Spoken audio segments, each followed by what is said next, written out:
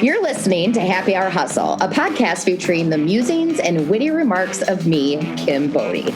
We can promise at least 2 terrible jokes, which I will laugh at, and at least 10 minutes of incredible thought leadership from some amazing and influential guests.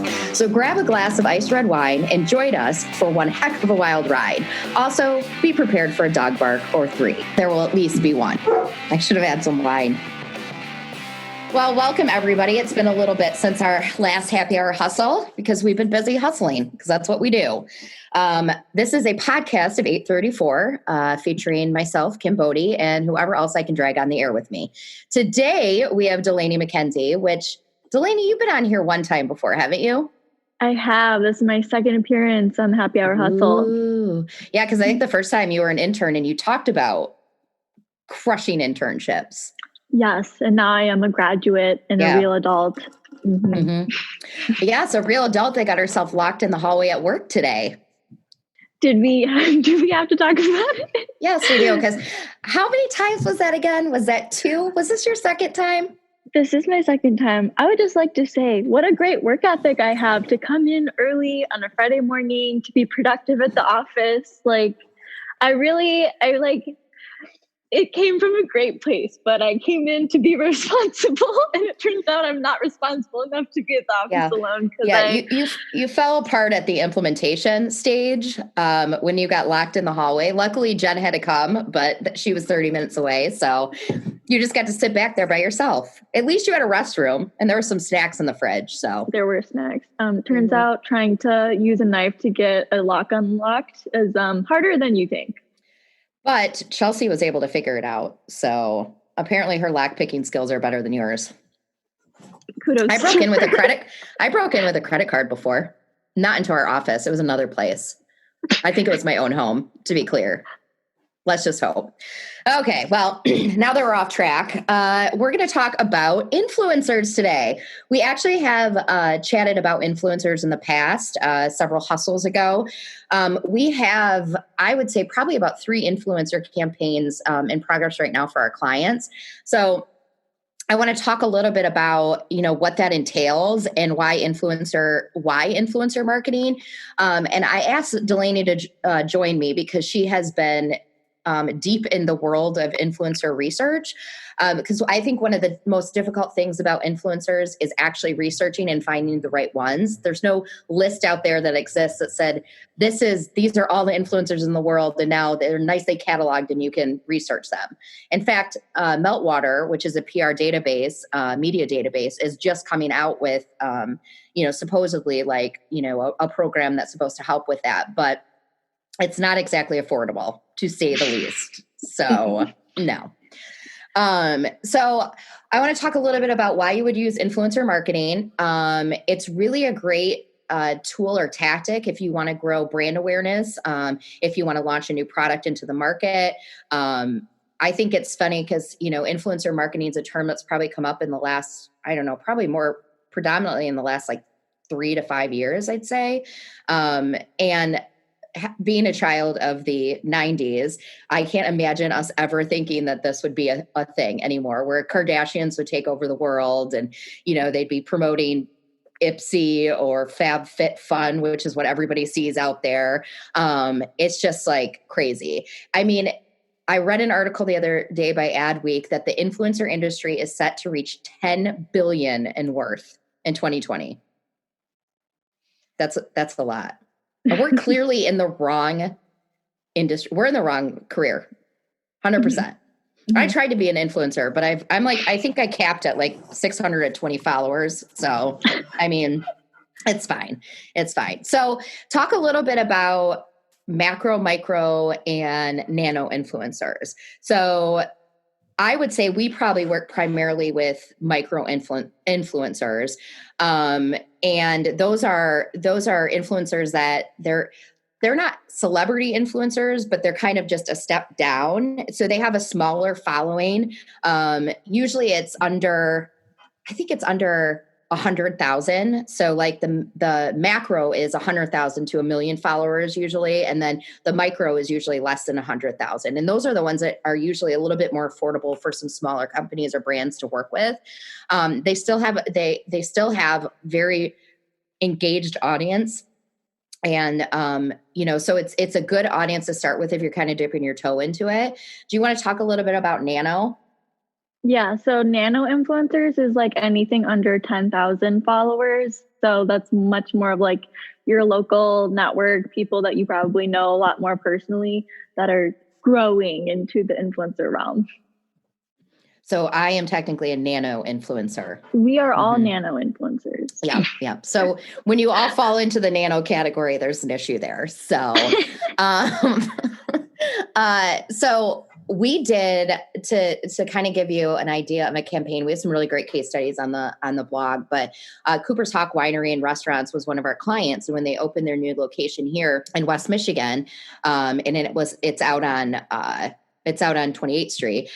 They really wanted to figure out a way, because they knew that was a unique location to be in, because Grand Rapids people don't consider 28th Street really Grand Rapids, even though it is. And I think a lot of people don't want to make the trek out there because they feel like it's just too far and too much traffic.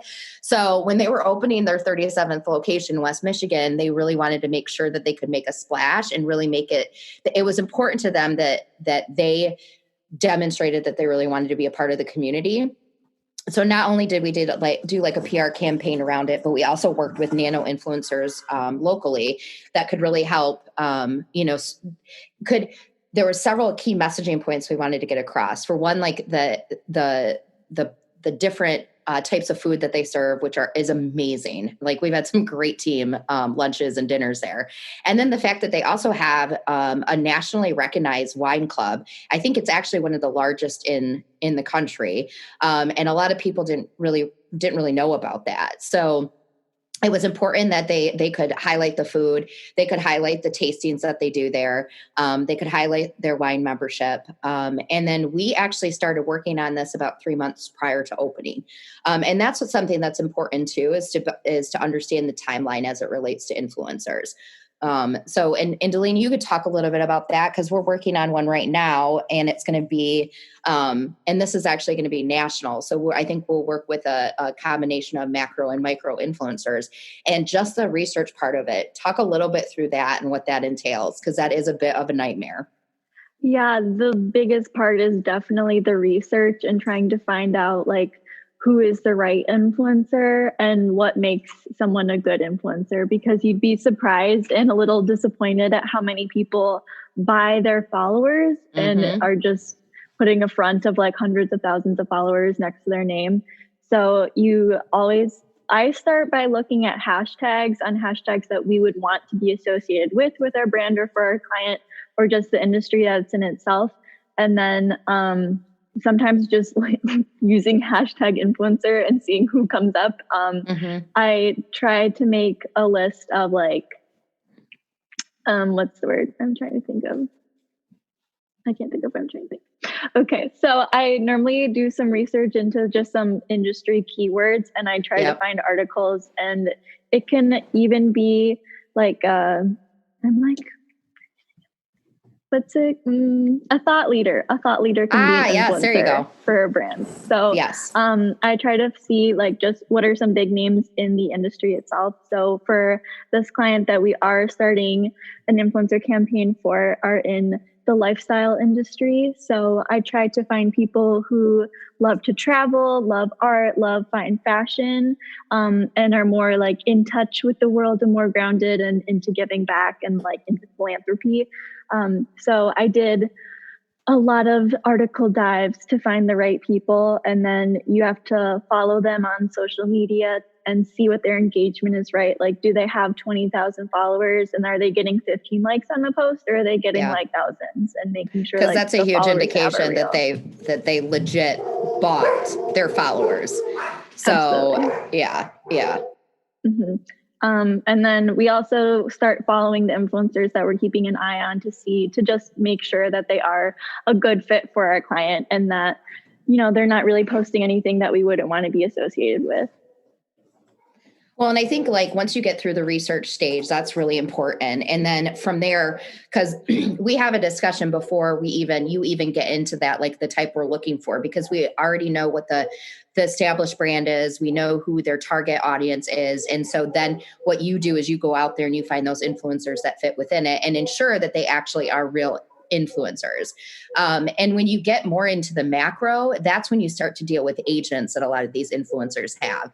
And it sounds a little intimidating, but for the most part, if you're reaching out to them, and sometimes it's a combination, you could do it through like, you could direct message them. And when we say influencers, we're primarily referring to Instagram. That really is one of the main networks that influencers exist on. Now that can kind of flow over into say like they could have their own website or they could have a blog, a lifestyle blog or something like that. But the majority of them are focused on Instagram. And if they have, and then you'll maybe see that they're also on like, Facebook or YouTube or TikTok or whatever, but they build the majority of their following on Instagram. And that's really where we start our research, because it's for us, we can then actually determine, engagement, reach. And then we know that the more visual some of this is the better it's going to perform, for our client. So, but like I said, so some of them have agents, but like say if you direct message them or something like that, they'll usually refer you to their agent if they feel like it's an actual real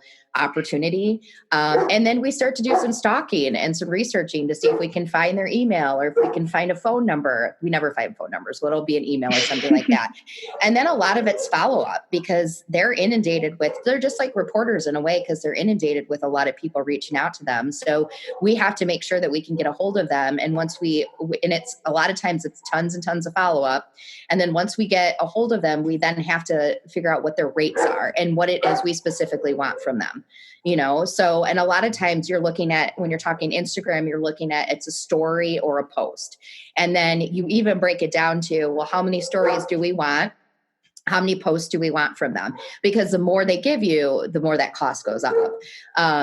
But like I said, that's part of the kind of the strategy is we identify the influencers, we identify, who we want to work with, what the messaging points are going to be, a timeline, because we need to have it spread out as well. So it's not just all of them are hitting, say, in 1 month or something like that. So once we have the strategy developed, then we have them identified, and then we do the outreach, we negotiate the contracts. And then from there, like I said, we have that timeline. And so we look at the timeline of, how long do we want this campaign to go? So for one of the campaigns that we're working on right now that Delaney was referring to, the lifestyle, we're looking at, there's going to be an initial part where we're going to work with 3 to 4 influencers, because there's going to be a element to the campaign that is not going to be specific to say like when their site launches and the e-commerce portion is up and running. So we're working with 3 to 4 key influencers in the beginning to kind of introduce the brand and some of the products related to it. And then once we kind of get that buzz going, we'll get the second half of the campaign off the ground. And then we're looking at working with probably another 6 to 8 influencers that will spread out throughout the year. And timing's important too. You've got the holidays coming up. So do you want to get on influencer gift lists? Do you want, is it important for you to, for you to tap into kind of the holiday marketing that's out there? But that also means that you've got to start reaching out now. Is there anything you noticed, Delaney, when you were kind of observing these influencers, anything that you saw like in common? I have something specifically, and it's the way they pose for their photos and all the lighting they use. Like I can't even, like, I feel guilty just even putting like the filter on Zoom where like it like supposedly makes you look better. Yeah. And I'm like, that's not really what I look like. It's Zoom. We can be real here. Yeah, exactly. No, they're definitely just very, very curated. And I feel like you see that in a lot of influencers, but their brand is very cohesive across every single platform. And so a lot of their posts tend to often look cookie cutter-y, but I don't know. Well, and that's very true too. Another really good point is, what is your existing social, what does your social networks look like? Because this brand that we're working with now that we're doing this large influencer campaign for, it's new. It's a brand new company. So we know that we actually have to spend time building up our following and making sure that, I don't want to say the word curated, but you now got it stuck in my head, so now I have to say that. But, it's very reflective of the brand. It looks very high end, which reflects what this brand is, because influencers will go also and check you out, and they need to know that you're established and that you're not like, like some like shady business that, is starting out. So yeah, I feel like one of the hard things too for a new brand who hasn't been on social media before is like you said, making sure they're established. Like you can't have an Instagram page that only has 2 posts already. Like they're not going to waste their time looking into you any further. So you do have to like put a ton of content forward before you even start reaching out. And not just what I always thought was interesting about influencer marketing is it's considered under public relations when it really should be considered advertising, because it really is a pay to play. One of the reasons it's very effective, even though it is very time intensive, from the research to the strategy to like the coordination to like, you've got to pull together influencer packets, make sure that they have the imagery, make sure that they have the messaging. If they're going to profile products, a lot of times you have to put together an influencer like gift for them so they can go in and maybe they're doing an unboxing. I'm sure we've all seen those unboxing videos that everyone loses their mind over. But it's very important how you're presenting the brand to the influencer, because that's exactly what they're going to show their followers. But one of the reasons it's so effective is, and I think this is why it sometimes gets lumped under public relations, just like when you're sending out a press release, you're getting an outlet to talk about your company, which is a lot more effective than the company talking about themselves and saying, hey, look at me. It's that same way with influencer marketing. You've got an influencer that has a very engaged following. And if they're working with you and your brand falls within really what their identity is, and they're going to talk about it enthusiastically, that's going to drive attention that you yourself as a brand would never be able to do. And it really is getting somebody else to talk about you, and then getting buy-in from, other individuals. And those followers are people that, for the most part, you have trolls, they're out there. But for the most part, anybody who's following a certain influencer is doing it because they feel like they can relate to them. And that's what a lot of influencers do really well. They're very relatable, which I kind of also think is a joke, because when you talk about the curated, like there's no way anybody looks that good on social media ever. Like, and now I'm seeing that they're selling different filters. Have you seen that?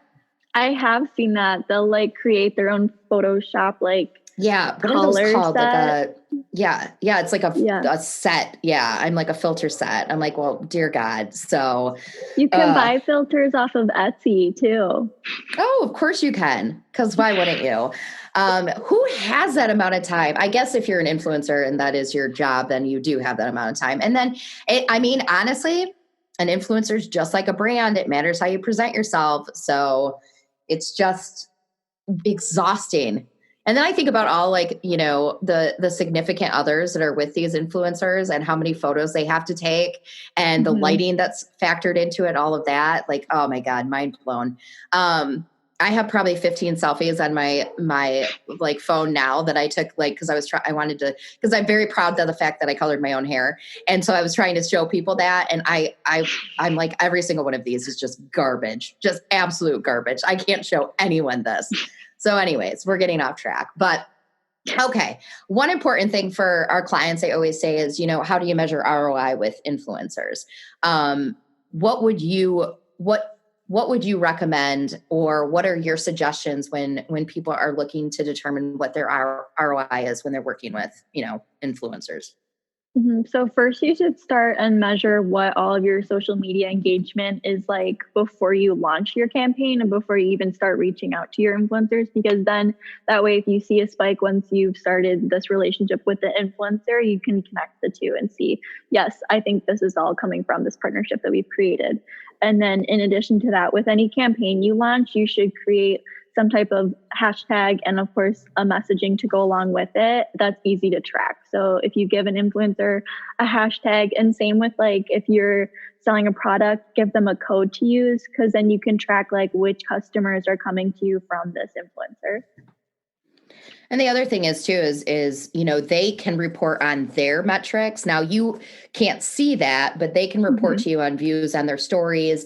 They can talk, they can tell you how many likes they have. You can at least look at the comments and see what people are saying about your product or your brand based off of what they posted. So that's something. Now, if it ties into like, if they have a blog or they're going to write, a blog about the brand or the product or whatever, then you can ask for those metrics as well, or those analytics.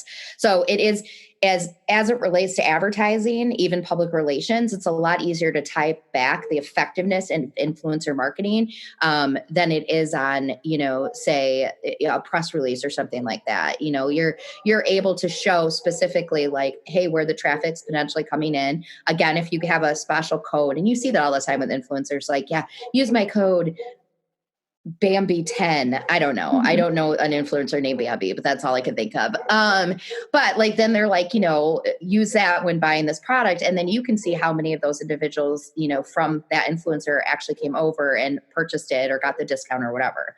And so that's like, it can be incredibly effective in that way. And it's not always cheap. I mean, it's never cheap, but the more high, that you get up to a macro level and you're talking a lot of money. I mean, you're talking celebrities, you're talking Kardashians. Like, I have zero idea how much they charge, but I guarantee it's not cheap.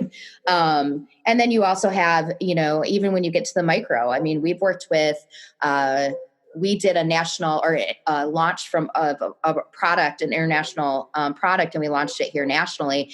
And one of the influencers that we worked with was very well known, and I believe it was about $5,000, and that was for like, I think one post and maybe a story. And it seems utterly ridiculous, but the fact is, if you can show the ROI on it, which you can, and we've seen it.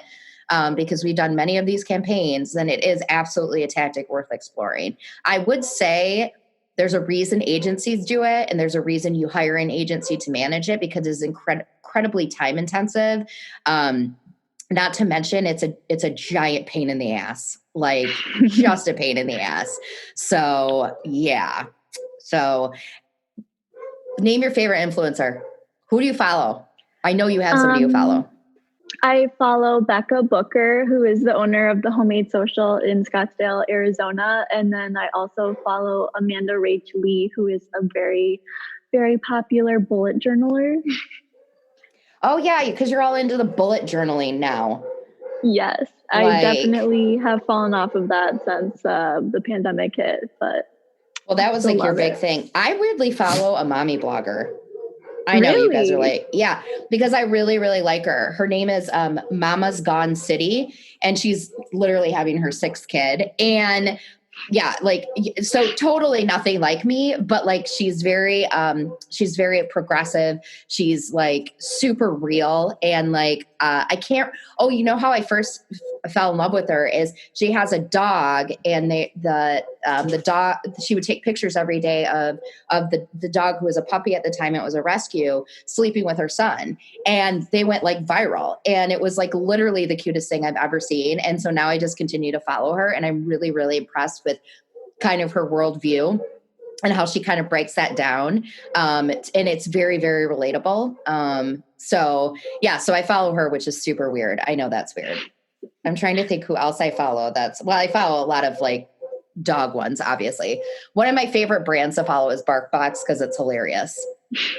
They're just absolutely hilarious. So, well, one of the things I love about like just working with influencers, and the same with just like why I like this industry in general, is because we get to work in like public relations, and advertising and marketing is needed for absolutely every single industry ever. And I love that we have such a variety of clients. And I mean, at the end of the day, influencers do work, and it's pretty awesome that it can relate to whatever industry that you're in. Like, even if you're B2B, you can find a thought leader to be an influencer for your brand.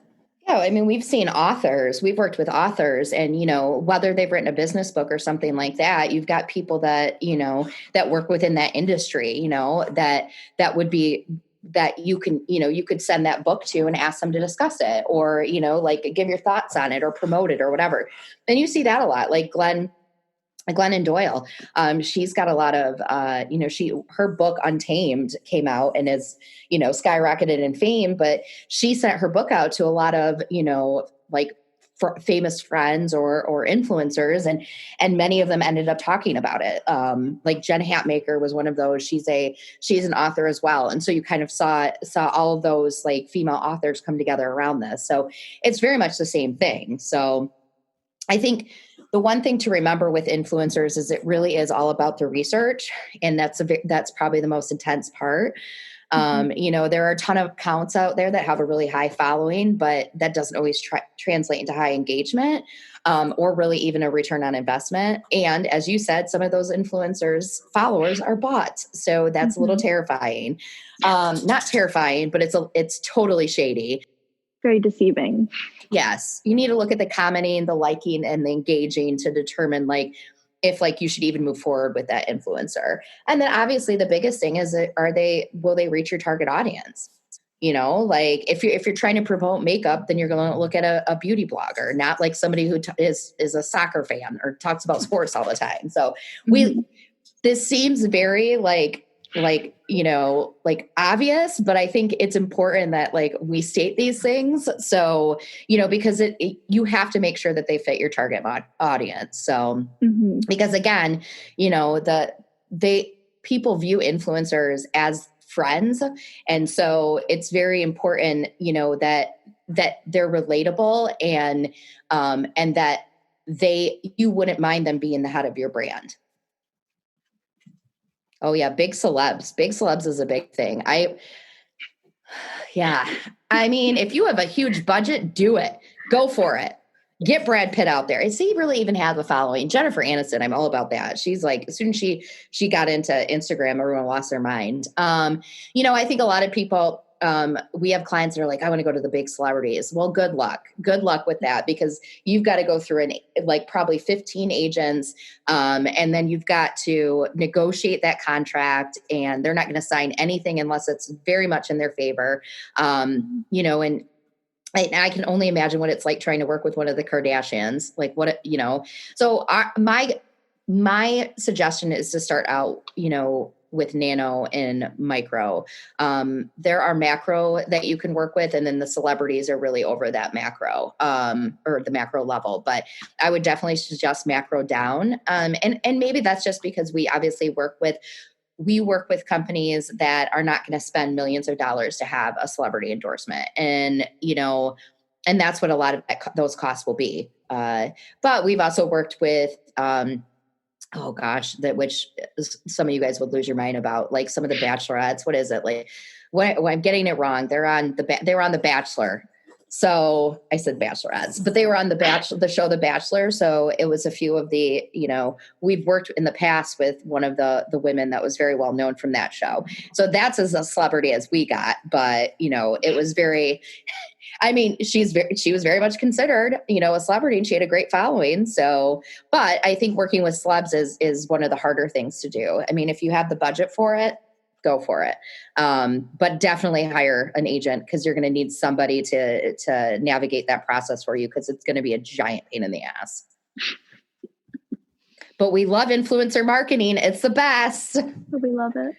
We do. We really do. But it is, if you had asked me if I would be doing something like this when I started out in my career, I would have laughed at you, because I think Facebook was just starting to be used for business. And I couldn't even imagine that Instagram would be a thing. Now you've got Pinterest, influencers too. And TikTok influencers. And TikTok. Oh dear God. Yeah. Yeah. Well, and Snapchat too. I don't know if that's as big anymore, but you definitely had a lot of influencers on Snapchat and brands that were trying to figure out how to utilize that. Yeah. So, but my biggest suggestion for it is, if you're going to do it, give yourself the time for the research and then enough time for that implementation. Make sure you have all your ducks in a row, and that you're getting the right thing in front of that influencer, and that influencer is obviously a right fit for your audience. And then from there, it's just a lot of follow-up, monitoring, and reporting. And it's not as sexy as it seems. It definitely is not. Because we're not looking all that good behind the camera as they are in front of the camera. So, If you could be, okay, this is how we're going to wrap up before we leave. If you could be an influencer, what type of influencer would you be? Like, would you be makeup? Would you be like fashion? I would love to be talented enough to have like a following for bullet journals, but I would more realistically just be like promoting sustainability and like a green life and zero waste. I'm trying to get there personally right now, but that would be the dream. Yeah, well, you just make me look like an asshole because I was going to say shoes. And you're like, sustainability and climate change and save the world. And I'm like, I totally want to show people shoes. So thanks. We do recycle here at 834. So just so everybody knows that. Thanks for trying to make me feel better because now I feel like a jerk. Yeah. I'm going to just show but shoes. Everybody should see Kim Bodie's shoe selection. Yeah, I mean, I would be sustainable if I just continue to show mine. I wouldn't have to buy more. I mean, I've got plenty. Mm-hmm. See how I did that? It'll be sustainable footwear. That's what it will be about. Yeah. Well, you're chaining yourself to trees to try and save them. I'm just wearing high heels, so it's fine. Oh, do you have any last thoughts, Delaney, about influencers? Just that they're not going to go anywhere. If anything, this market is going to keep on getting bigger. Just like social media platforms keep getting bigger and we keep getting new ones, like this isn't going to go away anytime soon. Yeah. So you might as well hop on the train now. Yeah. Well, yeah. And now it's even, now it's going to get more and more difficult. So you definitely have to work with a company that has experience in that. And there's entire agencies that are just set up just to do that. They just work with influencers and brands hire them specifically for that. We take an integrated approach because we feel like we know that's the most effective way. But, influencers are a big part of that, so, and you always have to start with a strategy, know what you're asking before you run with it. So that is what we do across the board for anything we deliver. It's always a strategy and then we implement the hell out of it. So, I will also say the pandemic has really put a test to the influencers also, because when COVID-19 first hit, I read so many articles about how brands are pulling their sponsorships with influencers and this is going to be the end of influencers, but they are alive and thriving still through this pandemic. If anything, people are latching onto them more than ever. So. Oh yeah. Yeah. Yeah. The pandemic. So someday we'll stop talking about that. Well, thanks everybody for joining us for our second Happy Hour Hustle on influencer marketing. It is hey, we wouldn't keep talking about it if it wasn't still relevant and important. And, we probably have 4 campaigns going on simultaneously now. So it's not going anywhere. So, all right. Well, you've officially been hustled for the second time, Delaney. How's it feel? I'm feeling good. Feeling good. Feeling real good. Good job. Good job, you. Thanks. All right, everybody. Thanks for listening, and we'll see you on the download.